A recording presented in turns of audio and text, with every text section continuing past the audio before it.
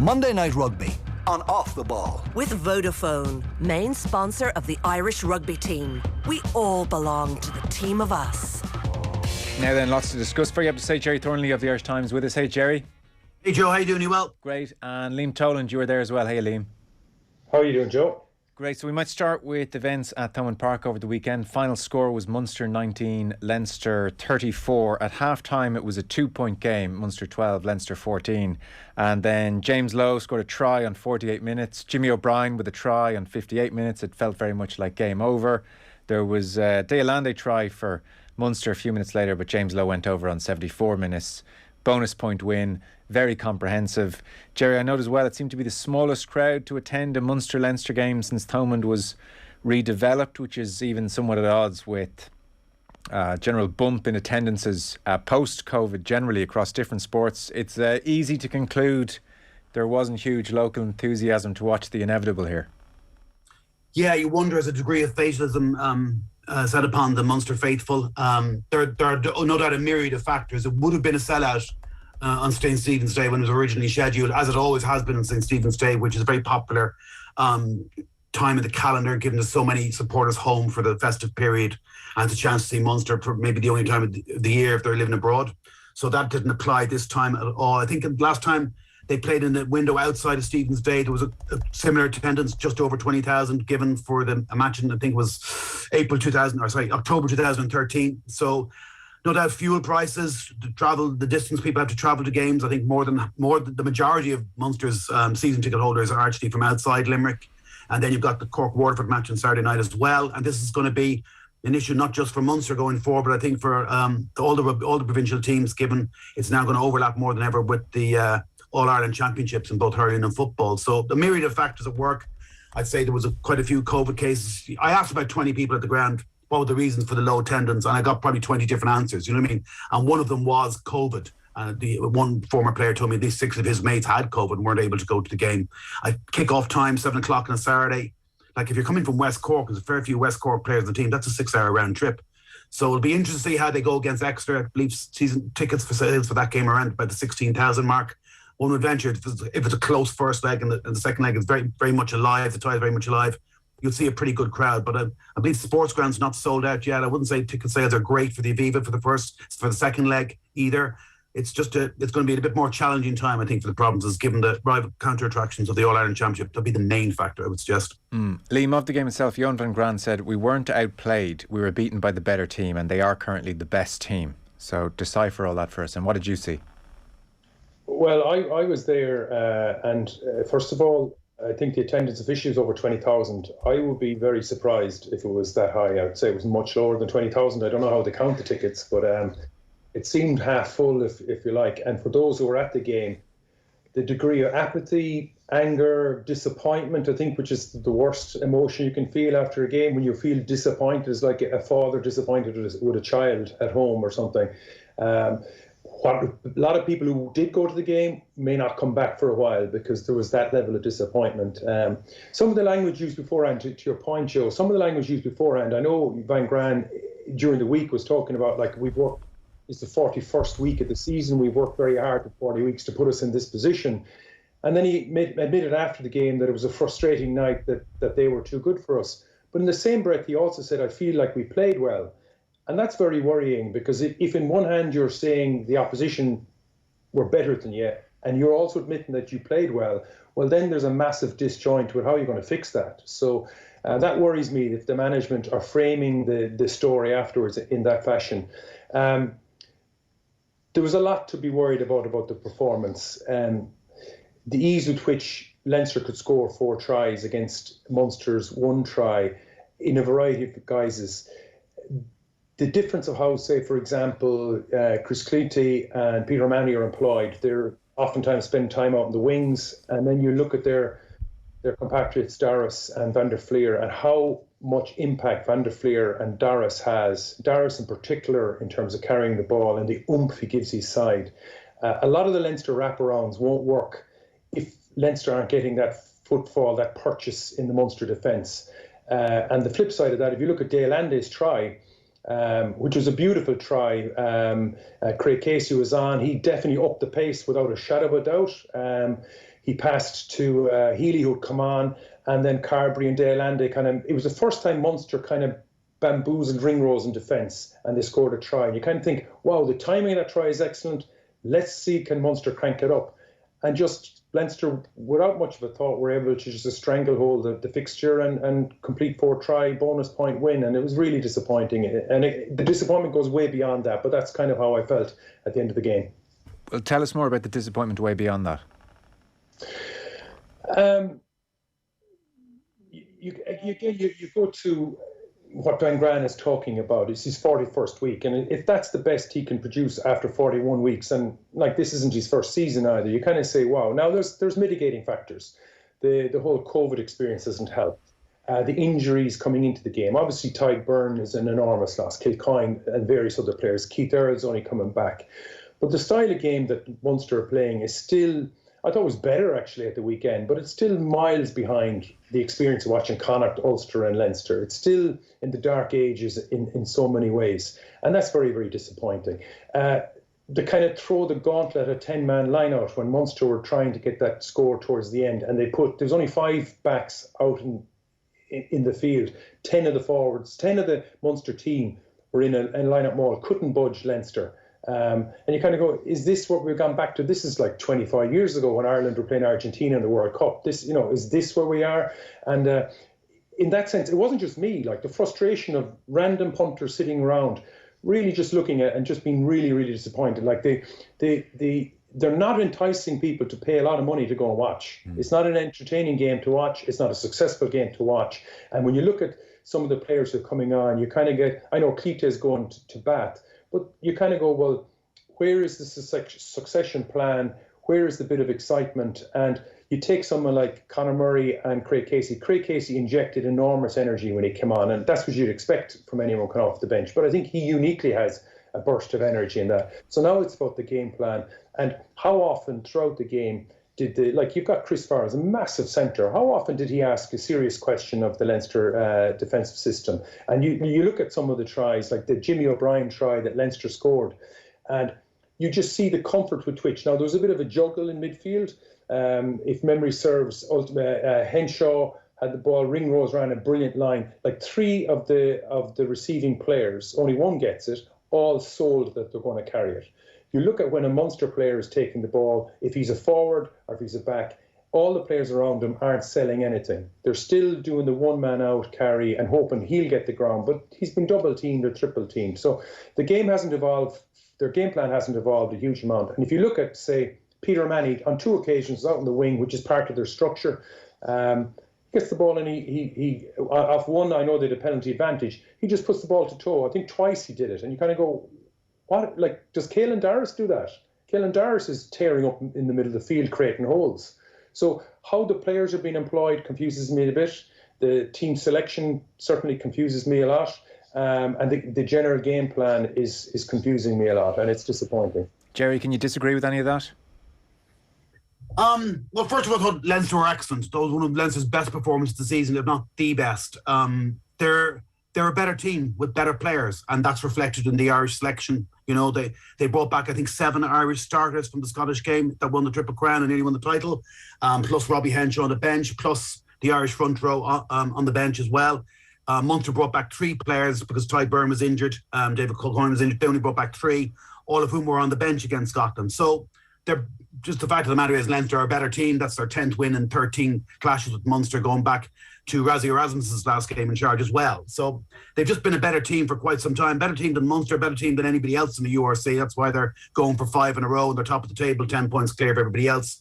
I thought some of their launch plays were just, supremely well executed. It was funny though, the first launch play that led to the Gary Ringrose try, the free James Lowe on the left, was almost an identical replica of the launch play with which Tommy O'Brien got their last try in Sportsground a week before, with virtually an entirely different backline.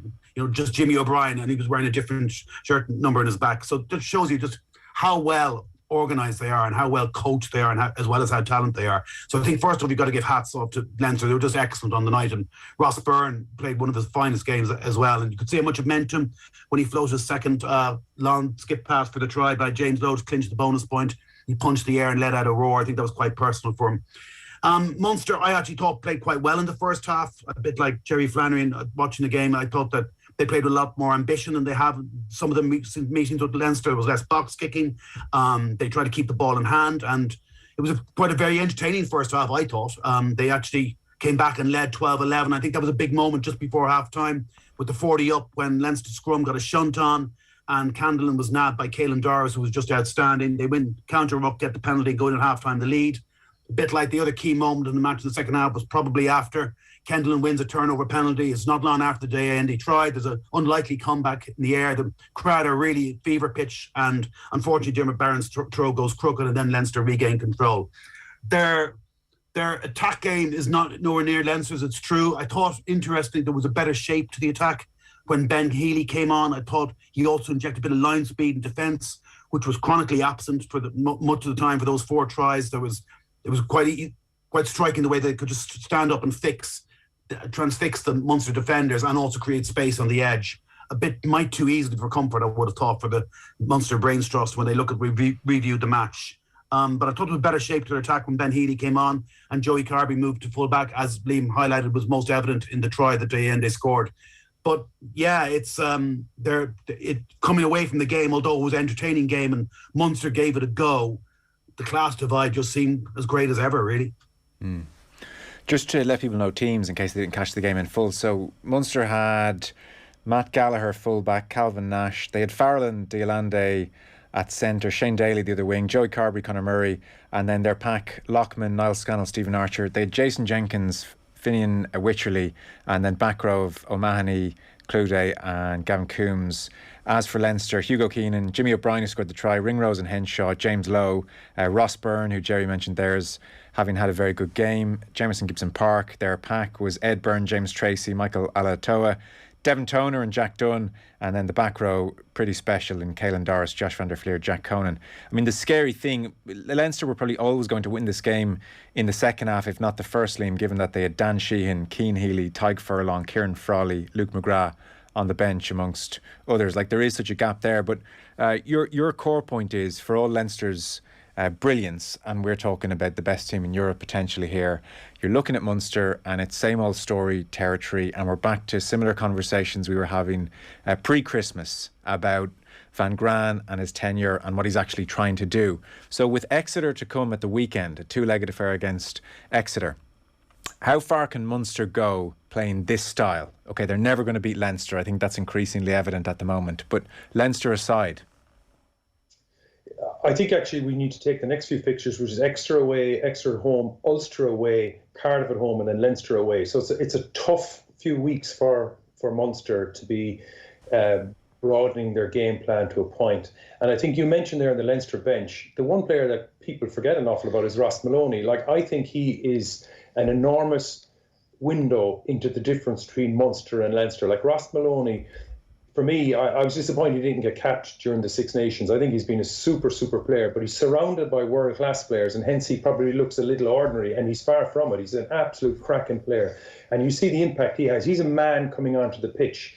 And you look at Tomas Sahern, who's at the other end of his journey. He's a super athlete, and he did some really great things actually on Saturday night, but he's still growing into being a man. And like the so-called fringe players on Leinster, the likes of Ross Maloney, make a monumental difference to the outcome of these fixtures coming off the bench. It's helpful that Tyke Furlong and Keane Healy are also doing so.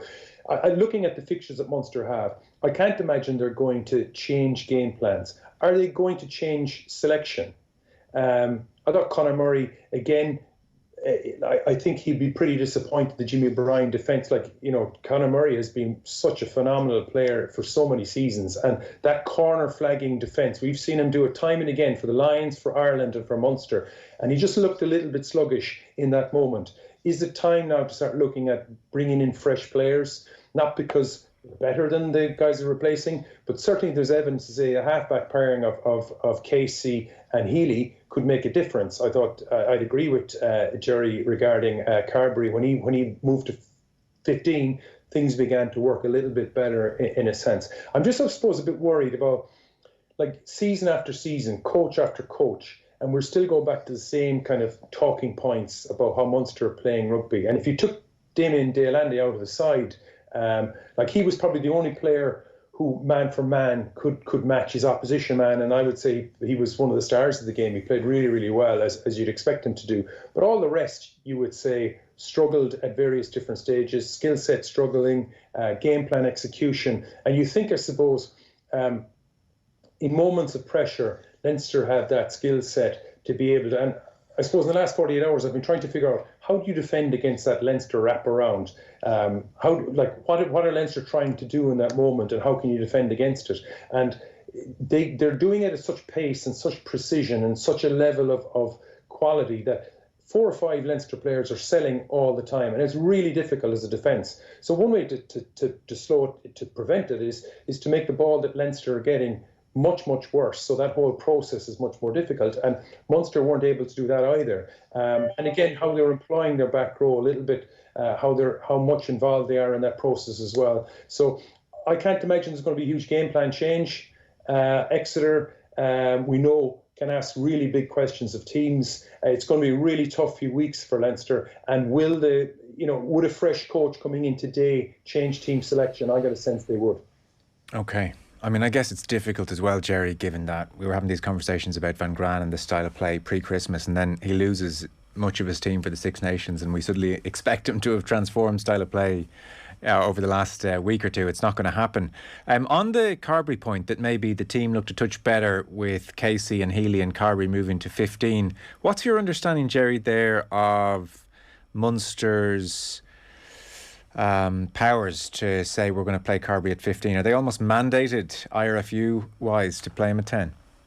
Funny, I was thinking the very same thing today, because I was doing my schedule for the week, and Munster up tomorrow, and I'm thinking, if Stephen Larkham is up or Johan Van Graan's up, it's going to be the first question I ask them: is Joey Carberry starting at 15 an option if Mike Haley's ruled out at the weekend?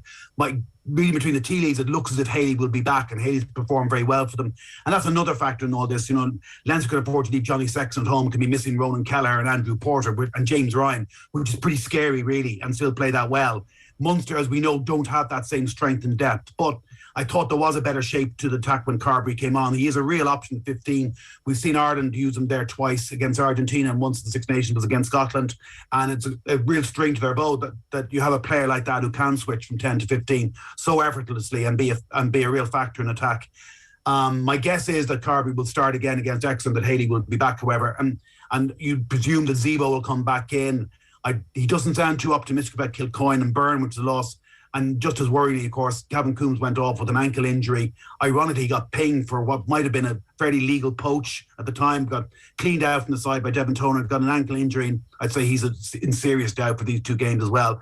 The one other encouraging aspect from a Munster point of view, though, I thought, was the way Thomas Ahern came on and chased down the first restart, injected tempo. Kendalland looked like he didn't give a damn about the past history between Leinster and Munster, the way he went about his business. Casey, as Liam has already highlighted. Healy, who's playing really good rugby this season. Ben Healy. The young guns who came on, perhaps because they're psychologically less scarred from previous meetings, but Leinster went pretty well off the bench, I thought. Yeah. Just on the points you're making, Liam, about the sense that there's a sense of deja vu regardless of coaching ticket over the last couple of years. There has been a South African theme to the coaching ticket over the last couple of years. And so, I don't know to what extent some of this is just Munster DNA as well, and traditionally a forward-oriented game. I don't really subscribe to that, because if you watch the rugby, for instance, that 08 team played, it was wonderful attacking backline play allied to the traditional Munster strengths up front. So it's not like Munster are predestined somehow to not play expansive rugby. But like what Munster need here with their next appointment, if you take, say, Leinster as a parallel all those years ago, where they had all the talent and maybe not enough of the sterner stuff. Michael Cheika came in and just changed the culture and allied both. Munster are really going to have to get this next appointment right, because I do think you're right. For all the points Gerry made about attendance and the mitigation on attendance, I think the fan base are looking at the way this team has gone over the last number of years, and it's very hard to be enthused by it. So they're going to have to get someone who has the strength of personality to come in and change things once and for all, because rinse, wash and repeat at the moment just ain't working at all. Yeah, without being sucked back into our continual conversation, Joe, on the many challenges Munster face. Like, the academy is beginning to, like, they've new appointments in the academy now, which I should hope will start providing more. Like, professionalism is essentially the ruthless pursuit of excellence, and I don't see the ruthless pursuit of excellence in an awful lot of what goes on. The style of rugby being played, and I've coached at underage levels here. You got a bunch of really talented kids. The kids who are playing in Limerick, for example, play hurling, football, soccer, rugby. They play all the sports, but the rugby knowledge is nowhere near where the rugby knowledge needs to be in comparison to what the Leinster Academy and the Leinster schools are producing. So there's straight away, I know there's a population difference and there's all sorts of other problems, but Connacht have even more difficult challenges, but they're playing a really good brand of rugby, and it's not unsuccessful in a sense. It's still a relatively successful brand. They're 32 points so far versus Munster's 47, so Munster are ahead. So the academy needs a reboot. The style of rugby being played at underage level, for me, absolutely. Now, I was really heartened when Crescent Comprehensive won the Munster Schools Cup against Prez, a super final there a few weeks back. And Crescent played a brilliant game, and hats off to the coaches, because it wasn't robbed from the professional game. It was a game appropriate and suitable for the kids who were playing, and that Crescent team showed a real rugby knowledge and comfort that at times when I look at the Munster team, I don't see it. This rugby knowledge, understanding 3v2s, understanding space, and that Crescent team did. But an awful lot of the teams aren't playing that way, so there's a cultural need to encourage that type of rugby outcome at club level, at youth level and school level. And yes, the amount of coaches that have come through the system in Munster, the amount of different messages, the amount of different rugby styles, even the current three coaches, you've got, Roundtree, a legend, obviously coming from the Leicester school, Larkham, a legend in his own right, come from the Australian system, and you've got Van Grant coming from the South African system. So which system is winning in that discussion? Which is the natural system? And I always go back to Munster when they played Toulouse in that famous game in 2001, I think it was. Wow, that was total rugby right there. Yeah. That was phenomenal. In the heat, quality rugby. Munster players can play it, but for too long, they're being restricted for whatever reason, and they're not playing it. And the skill sets that we saw on Saturday, at times under pressure, wasn't good enough. I know that skill is there because I see it in the kids playing here, but the cultural aspect of it needs to be encouraged, and the coaching from the very top down does. And running parallel to all that then, Joe, is that the business that is running Munster is struggling. And there's no way there's 20,000 people at that game. When you can't fill Thomond Park on a Saturday night, the sun is shining against Leinster, you can't fill it or close to fill it, there's a problem. Gerry, how will they go against Exeter 5:30 Saturday, do you think? Oh, it's going to be a tough couple of games for them if they've got, they're missing David Kilcoyne, Tyke Byrne, Gavin Coombs, maybe others. Exeter seem to rediscover their mojo a little bit. They haven't had a great season, but they had a good win against Bath the weekend to climb back into the top four in the Premiership. They won this trophy, didn't they, 2 seasons ago? So they are in that kind of almost in that elite tier that Munster have just been shy of consistently over the last decade, and particularly in latter years. I think it's going to be very tough for them. If they can stay in it'll be a different type of challenge, though. I mean, again, if they concede penalties in halfway, then Exeter will go to the corners, and then they will just go to their maul and they're picking jam game, and it's very, very hard to resist, although they've more strengths to their bow than that. But they don't quite strike with the same alacrity from launch plays that Leinster do out wide. But it will be a challenge for them, no doubt. Historically, they've been very close with Exeter. They've been very tight, low-scoring games. You'd imagine it could be more of the same. And I think if they keep the tie alive, like if they're within a score at full time against Exeter, bringing them back to Thomond Park, I think it could be advantageous to have the second leg at home and knowing exactly what they do. Then I think you will see well in excess of 20,000 at the game, even though I think I'm right in saying the first round of the Munster Championship the next day, and I think Cork play Limerick the next day. But I do think that over 2 legs, if I had to back them, I probably would, Joe, to get through. That being said, I think it'll be a very closely fought affair, but I do think if they get them back to Thomond Park, I think it's an afternoon kickoff Easter Saturday, get a big crowd there, 20 plus, within a score of Exeter, I think they've every chance of going through over the 2 legs because it'll be set up for them. A lot of their semi-final defeats over the years have been away from home, particularly in France. And you've often wondered, if They were narrow enough defeats. If they ever had the second leg at home, how differently might have panned out. Well, now we're about to find out. I think it gives them a better chance over 2 legs for sure.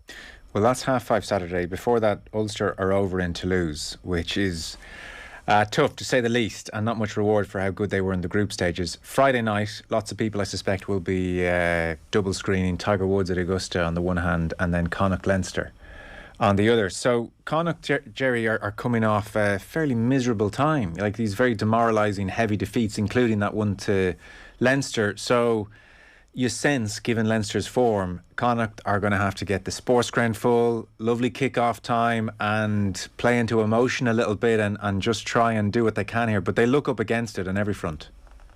Well, if you think that the Munster fans might have been a bit fatalistic about their chance against Leinster, imagine how Connacht fans are feeling after what happened in the sports ground last Saturday week. Now, admittedly, a red card was a factor there, but then coming on top of that bad defeat away to Edinburgh. Previously, they had a couple of fine wins. Scarlets away and the Stormers at home, which looks even better in hindsight. Look, when they get it right, they can be very good. I think it was very important to watch the game against Benetton and looked like it might slip away from at the end, and they had real problems in the scrum, they had real problems with the referee.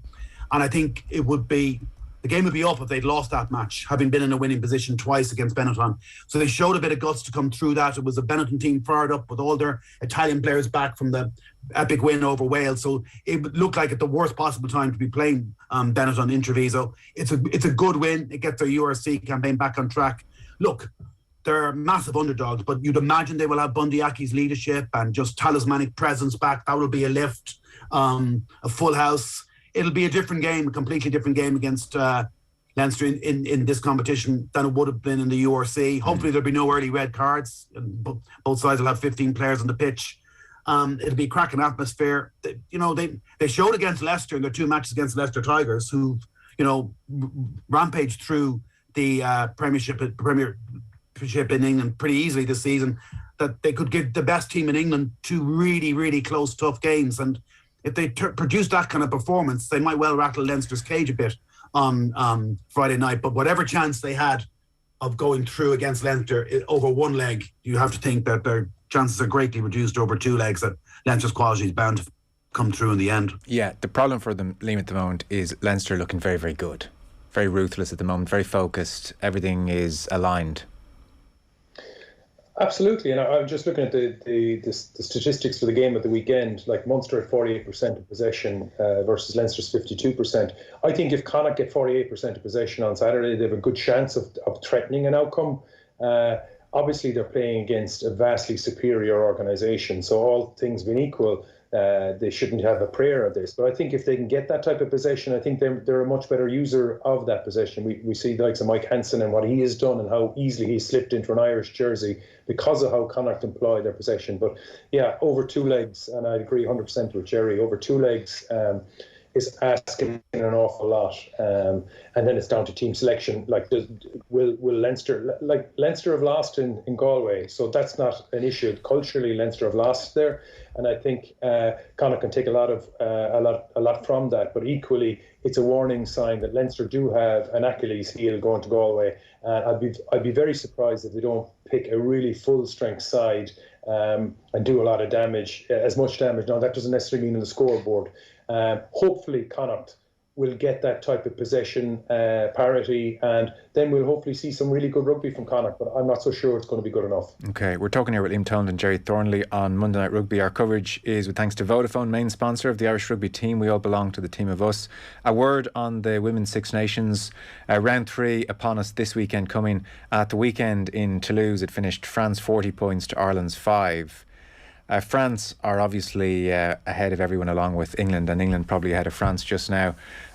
That said, there was self-inflicted damage on the part of Ireland. 24 handling errors, knock-ons to beat the band. They lost 5 of their own line-outs. The scrum, as it had against Wales in the first round, really struggled. And Greg McWilliams was saying afterwards that they had consulted during the week with Paul O'Connell and John Fogarty in an effort to address these issues. But it's difficult to sort all these things out, especially when players are working as well. It's not like a full-time week between games.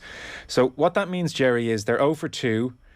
the defeat to Wales in particular was the disappointment, and they have Italy at Musgrave Park this weekend coming. Italy were actually okay against France in round one, and then they were decimated by England yesterday, as I think will be the fate of most who play England. So this now is very crucial for Greg McWilliams and this Irish team, just to steady the ship. I mean, he's preaching patience, but at the same time, these are Six Nations games, and there is a requirement to be competitive and to at least win one home game, if not two. Yeah, for sure. You don't want to be losing at home to an Italian side that just got beaten 74-0 by England, knowing that you're then facing England away in Kingsholm or whatever it is 2 weeks later. That wouldn't be good for morale going into that game at all. It looks their most winnable fixture. It was a very disappointing first half to lose, no doubt about it. The scrum got mangled, as you say. I think they won one of their 6 lineouts. They just had nothing to play off virtually. They were living off scraps. The handling errors were quite surprising, particularly set against the French players whose skill set as well as physical power and pace was so much better. The penalty count was heavily influenced by the scrums. But, if there were some pluses, like that bit of work they did with Paul O'Connell. The maul defence was much improved, actually, on the previous week. There was a better shape in the attack in the second half, I thought, and they made a few changes. There was some very good individual performances. The try was well worked. Like, it looked at 33-0 just early in the second half that they might be shipping an even heavier defeat. To only lose the last half hour 7-5, and that was through missing a conversion in front of the post, wasn't a bad return. So they've got some things to build on there. But yeah, they have to win. They have to beat Italy in Musgrave Park, I think, or else it's going to look like a very daunting assignment in a fortnight, even more daunting for a fortnight later against England. Yeah, McWilliams, Liam, has absolutely, gone with youth and inexperience, and he's almost starting the post-World Cup rebuilding phase ahead of the World Cup because Ireland aren't there. And, a whole 9, I think, on Saturday of the starting 15 have less than 10 caps. I think the highest caps earner is Emer Considine, around 23 or 24. So it's an incredibly inexperienced side as well, which doesn't help when you're in rocky waters. Yeah, I think that the challenge that Greg, the coach, and Niamh Briggs, etc., have is that this Irish team are struggling in power and rugby knowledge, and sometimes the power is the one that's catching them, sometimes the rugby knowledge. And then we saw then against France how at times Ireland struggled with both rugby knowledge and power, and there's a few examples of it. The scrum clearly was an area of enormous weakness, but how you manage that moment in time is really interesting, because the French scrum half, Sansou, scored a try, the second French try. It was about a 12-metre blind side. The Irish scrum was in terrible, terrible shape, and the blindside winger, Amy Lee Murphy-Crowe, slipped across following her opposition winger.